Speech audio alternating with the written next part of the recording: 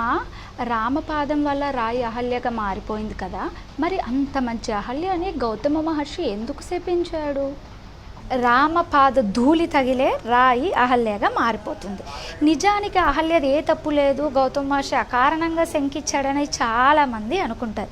నిజానికి జరిగిందేంటో తెలుసా?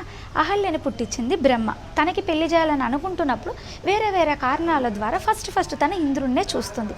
ఇంద్రుని చూసిన వెంటనే ఇద్దరికి ఒకరిపైన ఒకరికి క్రష్ అనేది ఏర్పడింది. తర్వాత గౌతమ మహర్షికి ఇచ్చి పెళ్లి చేస్తాడు బ్రహ్మ. ఆ క్రష్ అనేది అహల్య లోపల అలానే ఉండింది. ఆ తర్వాత ఇంద్రుడు రావడము జరిగిన తప్పేంటో మనందరికీ తెలిసింది. వచ్చింది ఇంద్రుడు అని అహల్యకి సుస్పష్టంగా తెలుసు.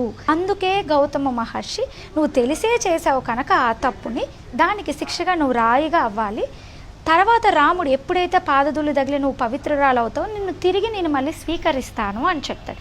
నిజానికి అనుమానం ఉన్న భర్త అయితే శంకించేవాడైతే